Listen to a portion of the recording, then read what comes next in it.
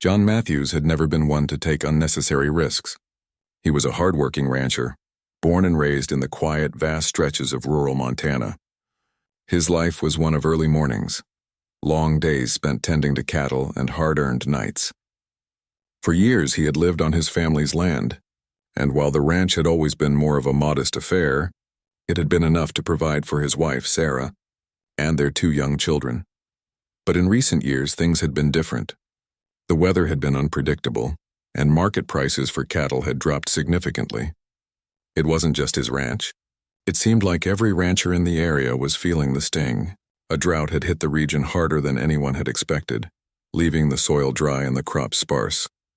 The once lush grasslands were now faded and brown, and the cattle were struggling to find enough food to graze. John had always prided himself on his ability to keep things afloat, but the weight of the last few months was starting to show. Bills piled up, loan payments loomed, and the bank was growing increasingly impatient. He could see the worry in Sarah's eyes every time they talked about the future. His pride, his work, his home, everything was slipping through his fingers like sand. One evening, after yet another exhausting day of trying to keep the cattle fed and the land from dying, John came home to find a letter waiting for him. It wasn't anything unusual. Most of the mail was either bills or junk, but this letter was different. It didn't come from any familiar source, and it was sealed with a wax stamp, something he hadn't seen in years. The return address was simply marked as Heller Enterprises, a name he didn't recognize. Curious but cautious, John opened the envelope. The paper inside was thick and the handwriting was elegant but strange, almost as if it had been written by someone who had taken extra care to craft each word. The letter began, "Dear Mr. Matthews, we understand the struggles you've been facing, and we are here to offer you a way out. You already paid, just do it, and I'll take care of the rest." It didn't make sense. The message was cryptic and vague. What did it mean by "you already paid," and who exactly was I? John scanned the rest of the letter for any further explanation, but there was nothing else. No return address, no contact number, no signature, just those unsettling words.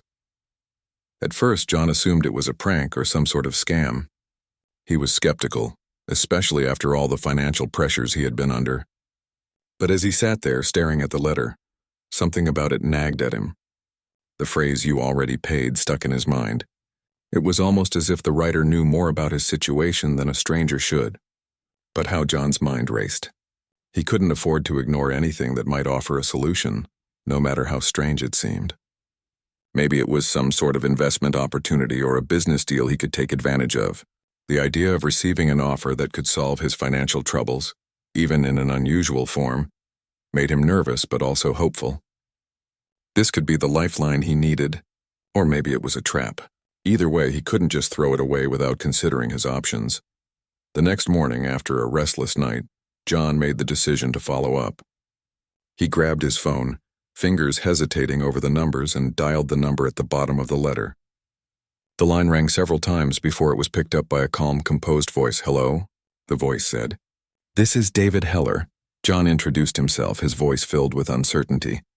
"I received your letter. It was unusual, and I wanted to understand what it's about." David Heller responded smoothly, almost as if he had been expecting John's call. "I'm glad you reached out, Mr. Matthews. I've been following your situation for some time. I know about the hardships you've faced. I believe I can offer you a solution, something that will relieve you of your troubles." John's heart skipped a beat. It felt like this person knew far more about him than he was comfortable with. But before he could voice his concerns, Heller continued. "Think of it as a partnership," Heller said, his tone warm yet strangely persuasive. "I can offer you a sum of money to help get your farm back on track. In exchange, you'll need to make a simple agreement. You've already paid. Just do it and everything will be taken care of." John felt a chill run down his spine. "What do you mean by you've already paid? I don't understand what this deal is." Heller was silent for a moment, and John could almost hear him smiling on the other end of the line. "All will become clear, Mr. Matthews, trust me. The details will work themselves out. All I need is your agreement, and I will take care of the rest. Your future, your land, everything will be secure. No more worries, no more debts." John was still uncertain, but the idea of finally being able to breathe easy again To see Sarah smile without the burden of constant worry was tempting. He thought about his children, how their future was on the line. He couldn't keep going like this, running out of time, losing everything he had worked so hard for. The conversation continued for a few more minutes, with Heller explaining that they could meet in person to go over the terms of the deal. He suggested a nearby diner, a place John had frequented many times before just outside of town. The meeting would be simple, just a handshake and some paperwork. Nothing too complicated, he assured. Despite the unease in his stomach, John agreed to meet. He couldn't ignore the possibility that this could be the opportunity he'd been waiting for, even if it seemed too good to be true. When the time came, John drove to the diner, his mind racing with questions and doubts. The air was thick with the weight of his decision. As he pulled into the parking lot, he saw David Heller sitting at a booth by the window, looking calm and composed, as if he had been waiting for this moment his entire life. Heller stood up as John approached, offering a handshake that felt oddly firm, almost too firm. His presence was commanding, but there was something unsettling about it too. As they sat down, John couldn't shake the feeling that he was being drawn into something far larger than himself. The meeting began, and though Heller spoke confidently, John couldn't help but feel that there was something hidden in the way the man presented the deal. "I know you're skeptical, Mr. Matthews," Heller said, his eyes gleaming as he slid a piece of paper across the table. "But I promise you, this is the answer you've been looking for. You've already paid. Just do it." And with that, the stage was set. John had made the decision to move forward. Whether it was desperation, hope, or something else driving him, he signed the contract, sealing a deal with a man he barely knew, for a future he couldn't quite understand. But something told him that this moment would change everything. After signing the mysterious contract, John Matthews felt a strange sense of relief wash over him. It wasn't the kind of relief he expected from securing a deal. No, this felt different. There was something in the air, a subtle shift that he couldn't quite explain. It was as if a weight had been lifted from his shoulders, but at the same time, something new was pressing down on him, something unfamiliar. The next few days passed in a blur. John tried to focus on his usual work, but the events of the past week seemed to follow him everywhere he went. He couldn't stop thinking about the letter, about the words "you already paid." Just do it. They kept echoing in his mind, pulling at him. He tried to shake it off, telling himself it was just his nerves getting the best of him. After all, the money had already arrived in his bank account, more money than he'd ever seen before. He could finally pay off the debts that had been hanging over him like a storm cloud for months. His land could finally breathe again. Sarah was thrilled. She couldn't believe how quickly everything had turned around. They had been on the brink of losing the farm, but now they could afford to fix things. They could buy new feed for the cattle, fix the damaged fences, and even make improvements to the old farmhouse. For the first time in months, they began to feel hopeful again. But even as they made plans for the future, John couldn't shake the unease that had settled deep in his gut. There was something about the way Heller had spoken to him, the calmness in his voice, the certainty that seemed to seep into his very soul. It was like Heller knew exactly what John needed to hear, exactly what to say to make him believe that this was the answer to all his problems. Still, John tried to focus on the positive. The ranch was slowly improving. The cattle were doing better and the grass was starting to grow back. John spent hours working alongside Sarah, feeling the satisfaction of hard work and the promise of better days ahead. Yet every now and then his mind would wander back to that meeting with Heller, to the feeling of being pulled into something bigger than he could understand. One afternoon, as he was walking through the fields, John noticed something strange. There was a part of the land near the edge of his property, an area that he hadn't paid much attention to before, that seemed off. The soil there looked different, almost like it had been disturbed. It wasn't just the land itself that seemed unusual. There was a strange heaviness in the air around it. The wind didn't blow as it did everywhere else. It felt still, almost suffocating. As he walked closer, the hairs on the back of his neck stood up, and he felt a chill that had nothing to do with the weather. John shook it off, telling himself it was just his imagination running wild. The stress of everything had been getting to him, but deep down, he couldn't help but feel like something wasn't quite right. That evening, after a long day of work, John sat down to dinner with Sarah and the kids. The house was quiet, the kind of quiet that only comes after a day's hard labor. As they ate, Sarah smiled at him, her eyes bright with the hope that had returned to her heart. She was happy, truly happy for the first time in a long time. And John wanted to be happy too. He really did. But as he sat there, a question lingered in his mind. How had David Heller known exactly what to offer him? How had he known about the ranch's financial troubles before John even called him? It was as if Heller had been watching him for some time, waiting for the right moment to step in. The question gnawed at John, but he pushed it aside. Maybe it was just business. Maybe Heller was a sharp investor who knew how to spot struggling farms and help them get back on track. There had to be an explanation, right? That night after putting the kids to bed, John couldn't sleep. The quiet house felt too quiet, and the shadows in the corners seemed to grow longer. He tossed and turned, trying to ignore the unease that had settled deep within him. But the words kept coming back. You already paid. Just do it. What had he really signed up for? Unable to shake the feeling, John decided he needed to get answers. He had to find out more about David Heller, who he was, where he came from, and what his real intentions were. He couldn't just ignore the nagging feeling that something wasn't right. The next day, John drove into town. He knew the local library wasn't much, but it was the only place he could think of where he might find information.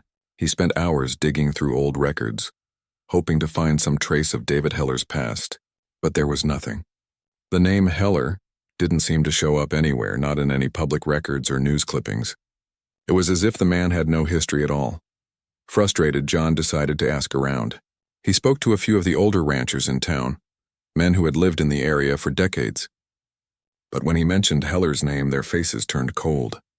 They quickly changed the subject, muttering something about not getting involved or staying clear of that one.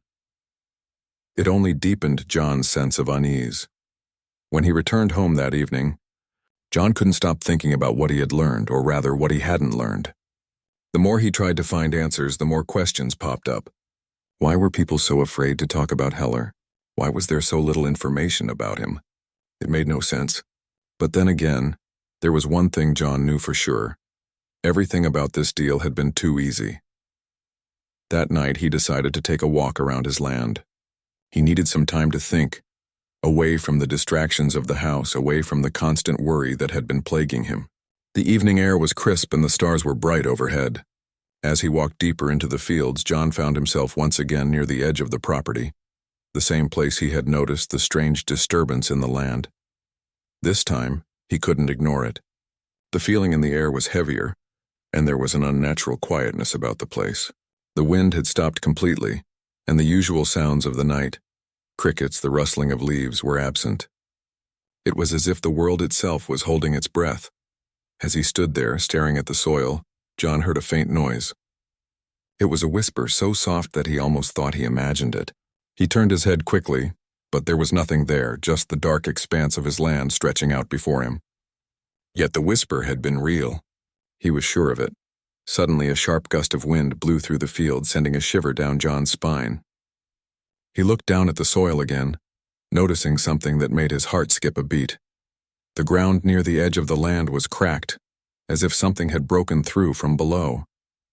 The earth had been disturbed, but not in the way one might expect from farming or plowing. It looked unnatural.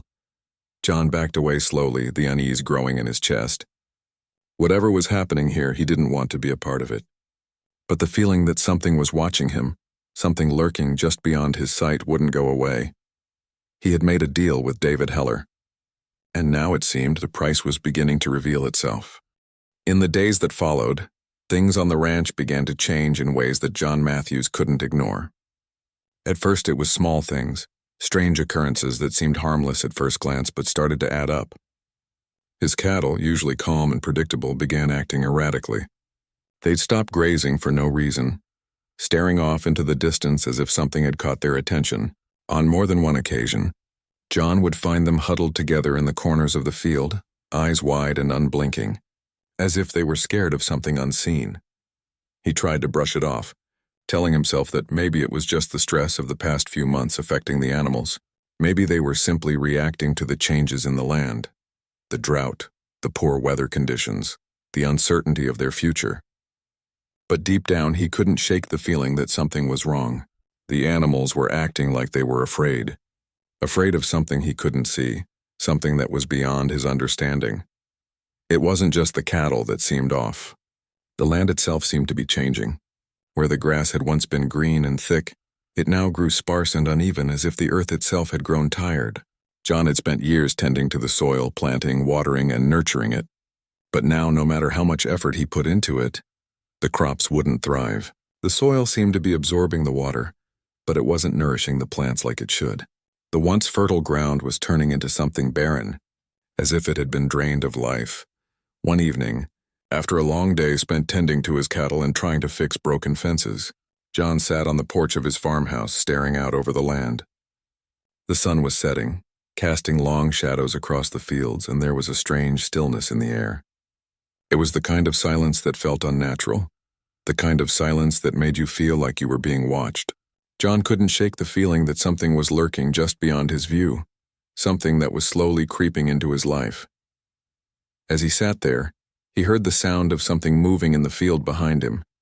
It was a soft rustling, like the wind brushing through the tall grass, but this sound was different. It was rhythmic, deliberate. He stood up quickly and turned toward the noise. The field was empty, the tall grass swaying gently in the breeze, but there was no sign of anything or anyone moving.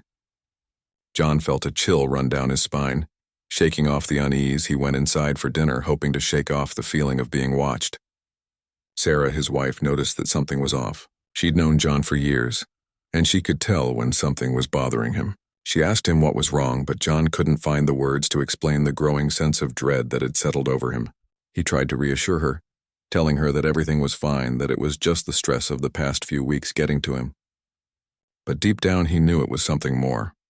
Over the next few days, the strange occurrences continued. John would find his tools moved from where he had left them, as if someone had been rummaging through his barn in the dead of night. The cattle became more agitated, often stampeding across the field without any clear reason. It wasn't just the animals. The very air around the ranch seemed to have changed. The wind no longer felt refreshing. Instead, it was thick and heavy, as if it carried something with it, something dark and ominous. John couldn't take it anymore. He had to get to the bottom of what was happening. One night, after everyone had gone to bed, he decided to visit the area near the edge of his land again, the place where he had felt that strange, unsettling presence before. He had been avoiding it, hoping that the feeling would pass, but he couldn't ignore it any longer. Something was happening here, something he couldn't explain, and he had to find out what it was. With a flashlight in hand, John crept through the dark fields. The air was thick with silence, and every step he took seemed to echo in the stillness. He made his way to the disturbed area in the soil, the place where the ground had looked cracked and broken. As he approached, the hair on the back of his neck stood up, and he felt the same sense of dread that had been haunting him for days. The earth beneath his feet felt soft and spongy, as if something had been buried beneath it. He knelt down, shining the flashlight across the surface, and gasped when he saw what lay beneath the soil. It wasn't just dirt. There were strange markings etched into the ground, symbols he didn't recognize. They were like nothing he had ever seen before, curved and angular, twisting into patterns that seemed to pulse with an energy all their own. As his flashlight illuminated the marks, they seemed to shift as if they were alive, moving in the light. John's heart raced as he backed away, his mind racing to make sense of what he was seeing. What was this? Why was this here in the middle of his land? And what did it have to do with David Heller and the strange deal he had made? His thoughts were interrupted by a faint sound, a whisper carried on the wind. It was too quiet for him to make out, but it sounded like words. The whisper grew louder, more distinct, until John could hear it clearly. "You've made your choice." The voice seemed to come from all around him, not from any one direction, but everywhere at once.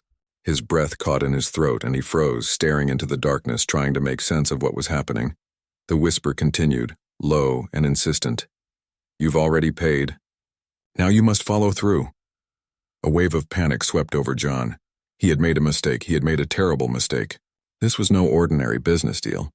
He wasn't just dealing with a man who wanted to buy land. No, this was something much darker, something far beyond his understanding. With trembling hands, John turned and ran back toward the house, his heart pounding in his chest. As he reached the porch, he glanced back, half expecting to see something or someone watching him from the field. But the land was empty, the shadows stretching long and dark under the moonlight. It was as if nothing had happened, as if the land had returned to its normal stillness. But John knew better. He couldn't ignore what he had just experienced. Something was happening here, something he didn't understand, and the more he tried to push it away, the more it pulled him in. The next morning, John tried to talk to Sarah, but the words stuck in his throat. How could he explain the terror he had felt in the middle of the night? How could he tell her about the strange symbols and the voice that seemed to speak directly to him?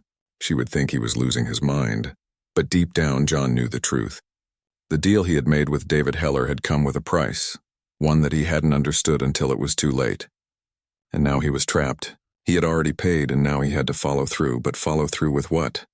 John couldn't shake the feeling that everything around him was spiraling out of control. It had been weeks since he had signed that strange deal with David Heller, and the strange happenings on his land were only growing more intense. The cattle, once his pride and joy, were now acting as if they were in the grip of some unseen terror. They had started to refuse food, acting lethargic, and, more disturbingly, they would gather together in a herd at night, their eyes wide and unfocused, as if they were under some kind of spell. It wasn't just the cattle anymore. The land had become a living, breathing entity of its own. There were parts of the ranch where the ground felt soft and spongy, like something was moving beneath it, shifting and pushing up from the earth. The air itself seemed to change when John walked near certain areas. It grew thick and suffocating, and the silence would settle like a heavy blanket around him, making it hard to breathe.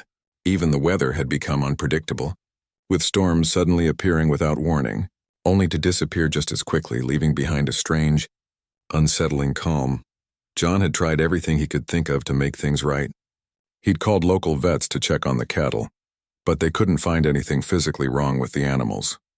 He'd tried using different fertilizers, new techniques to improve the soil, but no matter what he did, the land refused to yield. It was as if it was rejecting him, pushing him further away with every step. But it wasn't until he started noticing the symbols, strange, intricate shapes carved into the ground, almost hidden, as if they were waiting to be discovered, that John began to realize the truth. His land was no longer just land. It had become something far darker, something beyond the realm of logic and reason. And David Heller, the man who had promised to help him, wasn't a businessman at all. He was something much worse. The symbols had appeared after John's unsettling encounter at the edge of his property. The night he had felt something watching him. He had dismissed it then, thinking it was just his mind playing tricks on him, but now there was no denying it. They were real, hidden in plain sight, scattered across his land. John found them in the most unexpected places, etched into tree bark, carved into rocks, and most chilling of all, beneath the surface of the soil.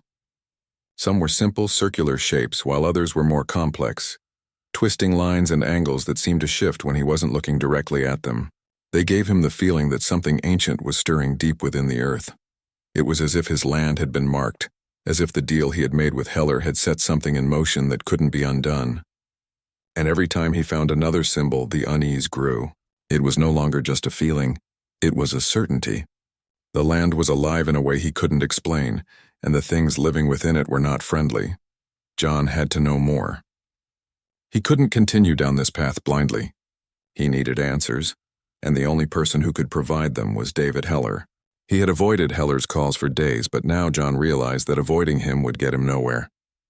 The business deal wasn't just about money, it had been a pact, a dangerous bargain that had dragged him into something far darker than he could imagine. With a sinking feeling in his chest, John decided to confront Heller directly. He drove to the diner where they had first met, the same place where everything had started.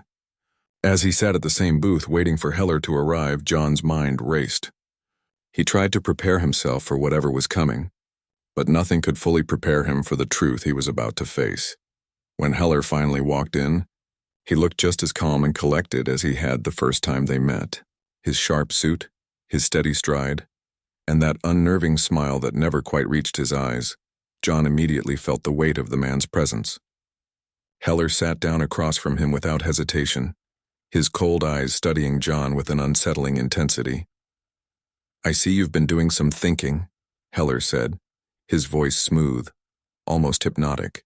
You've noticed the changes, haven't you? The land and the cattle. John nodded, his heart pounding in his chest.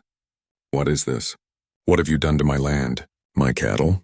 I need answers, Heller. What's going on? Heller leaned back in his chair, his expression unchanged. I told you, Mr. Matthews, you've already paid. You made a choice when you signed that contract, and now you must follow through. The land is mine now, just as you are. You're part of something much bigger than you realize. John's stomach churned. He had been right all along. This was no business deal, no ordinary transaction. It was a ritual, a dark and ancient practice that had been set in motion the moment he agreed to sell a portion of his land to Heller. The symbols, the strange happenings on his ranch, it was all part of it. What do you mean? John's voice trembled as he spoke. What is this thing? Why is this happening? Heller's eyes gleamed with a cold, knowing look. You've unwittingly become part of an ancient exchange. The land you sold, it was never just land. It was a key to something much older, something that sleeps beneath the earth. I've been watching this place for years, waiting for the right person to come along. And when I found you, I knew you would be perfect. Your struggles, your desperation, they made you an ideal candidate. John felt his world crumble around him. His mind struggled to process what Heller was saying. A key to what? What have I unleashed? Heller leaned forward, his smile widening as he spoke. You've released something that has been waiting for centuries. Something ancient, something that shouldn't be disturbed. And now it will awaken. The symbols you've found, the disturbances in the land, they are signs that the ritual has begun. You are part of it, whether you like it or not. The words sent a wave of horror through John. He could feel his chest tighten as the realization sank in. This wasn't just about saving his ranch. This wasn't about money or business. He had been used, tricked into unleashing something dark that was now beginning to stir beneath the earth. You've already paid, Heller repeated, his voice now low and almost reverential. And now the price must be paid in full. John's mind raced. How could he have been so blind? He had thought that by taking the money, he was securing his future, saving his family from ruin. But in truth, he had signed away far more than his land. He had signed away his soul, his fate, and the future of everything he loved. What happens now? John asked, his voice barely a whisper. Heller stood up, his expression cold and unfeeling. Now, Mr. Matthews, the land will take what is owed. You've already paid, and now you must follow through. There is no turning back. John's heart sank as he realized the terrible truth. He was trapped. The deal he had made had already set the wheels in motion, and now there was no way out. As Heller turned to leave, John sat frozen in his seat, his mind reeling with the implications of everything he had just learned. The symbols, the strange happenings, the land itself. It was all part of something far darker than he could ever have imagined. And now it was too late to stop it. The price had been paid, and the consequences would soon unfold. John Matthews spent the rest of the evening in a state of disbelief. The words David Heller had spoken echoed in his mind, each one heavier than the last. The price must be paid in full. What did that even mean? What had he unleashed? His mind was spinning, struggling to process the awful truth that had just been revealed. He had made a terrible mistake, and now it seemed like there was no way to fix it. The land was changing, twisting into something dark and unnatural. The animals were no longer the same. His cattle seemed sickly and listless, their eyes dull, like they were trapped in some kind of trance. He had thought it was just stress or some kind of disease, but now, after what he had learned, John was sure it was something far worse. John knew he had to act quickly, but what could he do? The deal had been struck. The ritual was in motion, and there was no turning back. Heller had made that perfectly clear. What kind of force had he invited into the world? What kind of horror had he unleashed when he signed that contract? The night stretched on in a tense silence. As John sat in his chair, unable to sleep, the weight of the situation pressed on him like 1,000 tons. He had never believed in the supernatural or anything that couldn't be explained by logic or reason. But now there was no denying it. The symbols on his land, the strange occurrences, the disturbing behavior of his cattle, it was all tied to something beyond the realm of human understanding. As dawn broke the next day, John stood up and walked outside. The sun was rising, but there was no warmth in its rays. The land around him looked different, darker somehow, as though it were cloaked in an unnatural shadow. The grass swayed in the wind, but it wasn't the same. It felt wrong, as though it was alive with a malevolent energy. The dirt beneath his feet felt strangely soft, as if it were sinking deeper with each step he took. He walked toward the area near the edge of his property, the place where he had first noticed the disturbing symbols etched into the earth, the place where he had felt the ominous presence watching him. As he approached, he could feel the air growing thicker, as if the land itself was closing in around him. The whispering winds from the night before had returned, faint and eerie, almost like a voice in the distance. John knelt down to the soil and gently moved aside a layer of earth with his hands. There, hidden beneath the surface, were more of the strange symbols, symbols that seemed to pulse and shift in the light. The closer he got, the more he could feel something stirring beneath the ground, as if the earth itself were alive, waiting for something or someone to wake it up. The ground trembled slightly beneath his hands, and John felt his heart skip a beat. It was as though the land was responding to his presence, reacting to his touch. He stood up quickly, stepping back, his breath quickening. Something was happening. He could feel it now, the energy beneath his feet. It was real. This wasn't just some strange coincidence. Whatever Heller had brought into motion had already begun to awaken. Suddenly, the earth split open before him, and from the crack, a dark mist began to rise. It wasn't just smoke. It was like a living, writhing shadow swirling and twisting in the air. John stumbled back, his heart pounding in his chest. The air grew colder and the whispers grew louder, until they were no longer whispers but voices, low, guttural, and menacing. John's mind raced. He had to stop it. He had to end this before it was too late. But how? The contract had been signed. The deal had been made. There was no way out. In a panic, John turned and ran toward the farmhouse, his legs feeling heavy as if the very ground was pulling him back. His mind was a whirlwind of thoughts. He couldn't just stand by and watch this thing consume his land, his family, his very life. But there was nothing he could do. The contract had bound him to it. He had already paid the price. He burst through the door and ran to the living room where Sarah was sitting, trying to keep the children entertained. Sarah looked up as he entered, a concerned expression on her face. "John?" "What's going on?" "What's happening out there?" John's chest tightened and he struggled to find the words. "Sarah, it's happening. I made a mistake. We have to leave now. We have to get out of here." Her face filled with confusion and concern. "What do you mean we have to leave? What's wrong, John? What's going on?" John grabbed her by the shoulders, looking her directly in the eyes. "Sarah, listen to me. It's not just the land. It's not just the cattle. There's something here, something dark. And I've made a terrible mistake. We have to go. We have to leave now." But even as he said the words, John knew it was too late. The land was already changing, and it wasn't going to let them go that easily. Suddenly, a loud crash shook the house. The windows rattled in their frames and the walls trembled. Sarah screamed, clutching the children in fear as John ran to the window. What he saw outside made his blood run cold. The land was moving. Not in the way it had before. This time the ground was cracking open as if something was rising from below, something enormous. The dark mist from the field had spread across the land, and in the center of it an ominous shape began to emerge. It was massive, far bigger than anything John had ever seen. It was like a shadow, a swirling black mass, and within it he could almost make out eyes, thousands of eyes glowing with an unnatural light. The thing was waking up. Whatever it was ancient and hungry, and it was rising from the depths of the earth just as Heller had said it would. John's stomach churned with dread. This was it. This was the price he had paid. "We have to go," John shouted again, grabbing Sarah's hand. "Get the kids. We have to leave right now."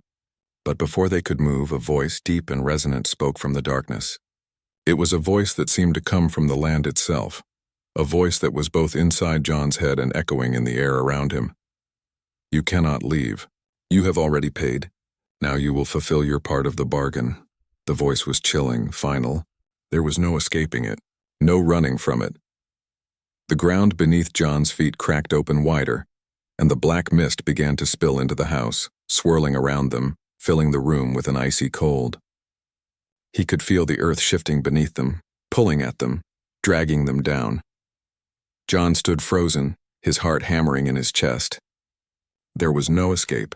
There was nowhere to run. The land had claimed him, and now it was taking everything. The last thing John saw was the swirling dark mass that had once been his farm, his home, swallowing everything whole. The land had come alive and it was hungry.